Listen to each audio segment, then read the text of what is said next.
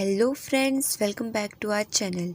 आज मैं आपके लिए वाइकिंग सीजन 2 के 5th एपिसोड की एक्सप्लेनेशन लेकर आई हूँ। पिछले एपिसोड में हमने किंग बॉग को रैगनार की नामौजूदगी में कैटिगेट पे हमला करते देखा, जिस कारण रैगनार को किंग एग्बर्ट के साथ अपना समझौता आधा छोड़कर वापस आना पड़ा। लगातार और बियॉन भी ये खबर सुनते ही रैगनार के लिए मदद लेकर आते हैं। तो चलिए इस एपिसोड की शुरुआत करते हैं। बियॉन अपने चाचा रोलो और बाकियों से मिलता है। सभी इसे देख बहुत खुश होते हैं। लगार्था भी सिगी और वेल्गा को गले लगाती है। लगार्था एस्लोक और इसके बेटों से मिलती है। एस्लोक अपने बेटों के नाम ओपा, विक्सर्ट और छोटे बेटे का नाम सिगर्ट बताती है। लगार्था तीनों बच्चों को देखकर बहुत खुश थी, क्योंकि ये है तो रैगनार के बेटे ही। अब रैगनार आता है और ये हमला करने की प्लानिंग करने लगते हैं। रोलो कहता है, हम इन्हें कैटिगेट में घुसकर नहीं मार सकते, क्योंकि ये बहुत बड़ी सेना है। हमें इन्हें बाहर लाना होगा और ये तभी बाहर आएंगे जब इनका भोजन खत्म होगा। इस पे रैगनार कहता है, ठीक है, मैं और बियॉन कुछ साथियों के साथ रात में इनका भोजन जलाने जाएंगे। अब दूसरी ओर वेसेक्स में किंग एग्बर्ट के पास एक औरत अपनी इंसाफी के लिए आती है। ये यीशु की बीवी है और एक जोगन जो किसी को भी अपना चेहरा नहीं दिखा सकती, पर किंग एग्बर्ट के कहने पर इसे चेहरा दिखाना पड़ता है। इसका एक तरफ का चेहरा पूरी तरह से खराब यानी जला हुआ और कटा हुआ है। इसका कारण पूछने पर ये बताती है कि मेरे पति ने मेरी ऐसी हालत की है, उन्हें लगा कि मैं उन्हें धोखा दे रही हूँ। किंग इसे पास लाकर इसके चेहरे को छू कर कहता है, क्या ऐसा सच में है? जोगन कहती है, बिल्कुल नहीं, मैंने ऐसा कभी नहीं किया। किंग अल्स्टन से पूछता है, वो उत्तरवासी ऐसी स्थिति में क्या करते हैं? अल्स्टन कहता है, अगर ये एक आजाद औरत होती तो इनकी बातों पर विश्वास किया जाता और इन्हें इंसाफी दी जाती।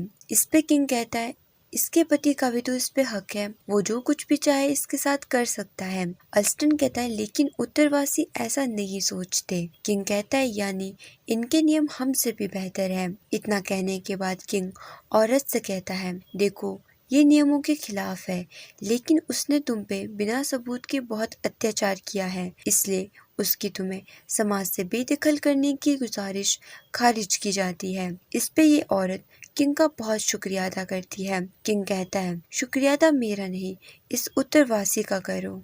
अब आगे रात में हम रैगनार, बियॉन और साथी पॉलिक और एरिक को कैटिगेट में घुसता देखते हैं। ये यहाँ भोजन भंडार में आग लगाने के लिए आए हैं। पॉलिक और एरिक रैगनार के आदेश पर नदी के किनारे सैनिकों का ध्यान भटकाने के लिए जाते हैं, ताकि रैगनार और बियॉन अपना काम आराम से कर सके। पॉलिक और एरिक दोनों नदी के पास जाकर आवाज करने लगते हैं। सभी सैनिक इनकी ओर भागते हैं। पॉलिक को ये पकड़कर मार देते हैं। एरिक दूसरी ओर भागता है और यहाँ ये सैनिकों से लड़ते हुए जख्मी हो जाता है। रैगनार, बियॉन सबसे बचते हुए भोजन भंडार के पास जाकर इनमें आग लगा देते हैं। एरिक भी यहाँ पहुंच जाता है। ये काफी जख्मी था, तो रैगनार, बियॉन इसे सहारा देकर अपने साथ ले जाते हैं। सैनिक यहाँ पहुंच जाते हैं, पर तब तक ये भाग गए थे। ये खबर किंग बॉग तक पहुंच जाती है। किंग बॉग को उनका पीछा करते हुए अपनी सेना के साथ आगे बढ़ता है और इन्हें एरिक दिखता है। इसके पास जाकर देखने पर पता चलता है कि ये मर चुका है। तभी किंग बॉग सामने देखता है कि रैगनार, इसकी सेना पूरी तैयारी में यहाँ आई है और ये सभी अब लड़ने लगते हैं और हमेशा की तरह खूंखार, दर्दनाक और बेहतरीन लड़ाई होती है। बियॉन अपनी पहली लड़ाई में काफी अच्छा लड़ता है, लेकिन बीच में ये धोखे से गिर भी जाता है। इसे देख रैगनार बियॉन को संभालता है। अब रैगनार सीधे किंग बॉग के पास जाकर अपनी कुल्हाड़ी फेंकता है, पर बीच में कुछ सैनिक आ जाते हैं और किंग बॉग बचकर निकलता है। किंग बॉग के सैनिक भी वापस चले जाते हैं। रोलो बियॉन की तारीफ करते हुए कहता है, तुमने बहुत अच्छा लड़ा, लेकिन रैगनार कहता है, अभी और भी कुछ सीखना है। ये लड़ाई जीत चुके होते हैं और अब ये सभी अपने होम टाउन कैटिगेट जाते हैं। सभी लोग इन्हें देखकर बहुत खुश होकर इन्हें गले लगा लेते हैं। वेसेक्स में अल्स्टन के पास किंग का बेटा एथलवुल्फ आता है और कुछ बातें करते हुए कहता है कि पिता थोड़े दिनों में नॉर्थ एम्ब्रिया जाने वाले हैं, शायद तुम्हें भी अपने साथ ले जाएं। इस पे अल्स्टन कहता है, पर क्यों? पादरी कर्मठ तो नहीं रहे, मेरे सारे दोस्त भी मारे गए और मैं जाकर क्या करूँगा? एथलवुल्फ कहता है, ओ हाँ, अब तुम्हारी हमारे धर्म में दिलचस्पी कहाँ रही। अल्स्टन को पूजा में आमंत्रित करके एथेलवुल्फ यहाँ से चला जाता है। अब अल्स्टन सामने देखता है तो इसे एक औरत सफेद लिबास में यानी देवता यीशु मसीह की माँ मैरी अपने पास आती दिखाई देती है। लेकिन ये तो वही औरत होती है जिसे अंदर राजा के पास अल्स्टन के कारण इंसाफ मिला था। ये औरत शुक्रिया कह अल्स्टन को किस करके चली जाती है। दूसरी ओर कैटीगेट में जीत की खुशी में बलि चढ़ाई जाती है, जो बलि किंग बॉक के एक सैनिक की होती है। इसे मारने के लिए रैगनार बियोन को कहता है। बियोन ओडिन देवता के नाम बलि को चढ़ाता है। इसके आगे रैगनार प्रेडिक्टर के पास जाकर आगे का भविष्य पूछता है। रैगनार को समझ नहीं आ रहा था कि इसे अब आगे क्या करना है। ये लगाथा और एस्लोक दोनों को ही अपने पास रखना चाहता है, लेकिन दोनों को साथ रखना मुश्किल है। प्रेडिक्टर रैगनार को कहानी सुनाने लगता है नियोन और स्कार्डी की। स्कार्डी एक विशाल दानव थी। इसके पिता को मारा गया और ये अपने इंसाफ के लिए देवताओं के पास जाती है। देवता इससे कहते हैं, तुम अपने पिता के बदले चाहे तो सोना रख सकती हो। लेकिन स्कार्डी ने पिता के बदले पति चुना। देवताओं ने हाँ कर दी, लेकिन एक शर्त रखी, चुनाव हम में से ही और पैर को देखकर होगा। रैगनार कहता है, इसका मुझसे क्या ताल्लुक।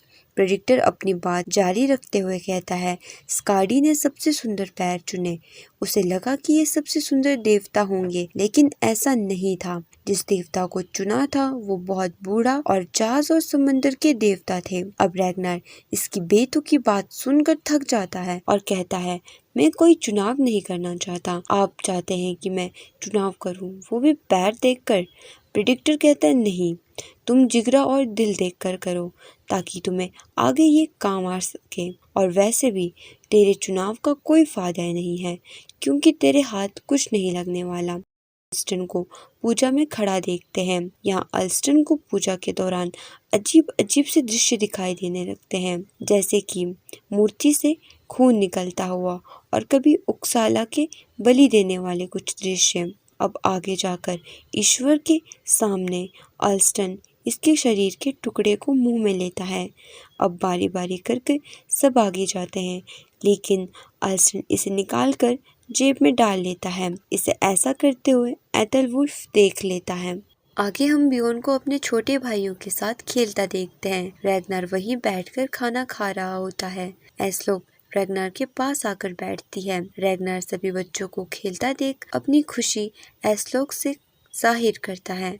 एस्लोक भी नए बेटे को देने की बात कहती है, यानी ये फिर से प्रेग्नेंट हो गई थी। पर रैगनार ये पहले से ही जानता था। अब एस्लोक कहती है, लगाथा के बारे में आपने क्या सोचा है। रैगनार कहता है, इसमें मैं क्या सोचूं, सोचना तो उसे ही है। अगर वो यहाँ रहना चाहती होगी तो मैं उसे जाने नहीं दूंगा। इस पे एस्लोक खुद जाने का जिक्र करते हुए कहती है, आपको उसकी ज्यादा जरूरत है, वो एक ढाल योद्धा है। रैगनार कहता है, ऐसा नहीं है, मुझे तुम दोनों की जरूरत है। एस्लोक पूछती है, क्या आप मुझे अभी भी प्यार करते हैं। रैगनार किस करते हुए कहता है, हाँ। तभी बियोन दोनों भाई के साथ वहाँ पास में आ जाता है। बियोन बहुत खुश दिखता है अपने भाइयों के साथ। रैगनार उठकर लगाथा के पास जाता है। रैगनार के आते ही सिगी और रोलो बाहर कहीं बैठ जाते हैं। अंदर रैगनार लगाथा से इसके फैसले पूछता है, पर अपने बेटे के बारे में। लगाथा कहती है वो यहाँ बहुत खुश है। रैगनार कहता है तो उसे यही रहना चाहिए, और तुम्हें। लगाथा कहती है तुम्हारी बीवी को बहुत परेशानी होगी। अब बाहर सिगी रोलो से कहती है, शायद रैगनार अभी भी लगाथा से प्यार करता है, और तुम।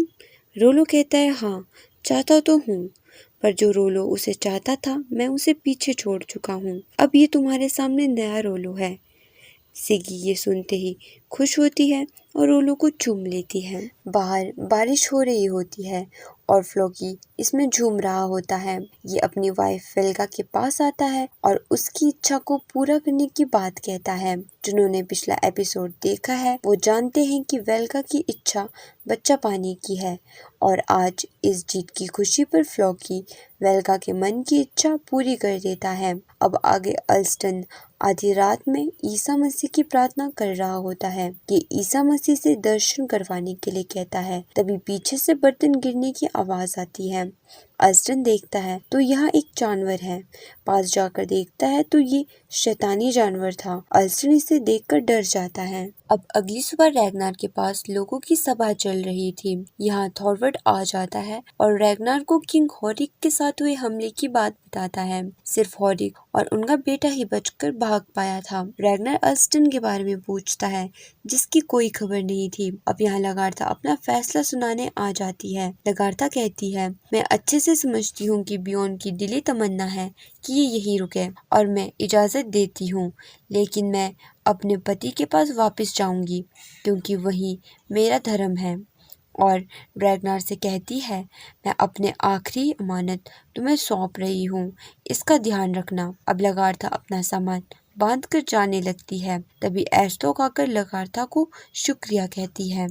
लगार्था एस्लोक को देवताओं पर यकीन रखने को कहती है और गले लगाकर अलविदा कहकर चली जाती है और यही एपिसोड खत्म हो जाता है। Thank you for watching. तो मिलते हैं नेक्स्ट एपिसोड में।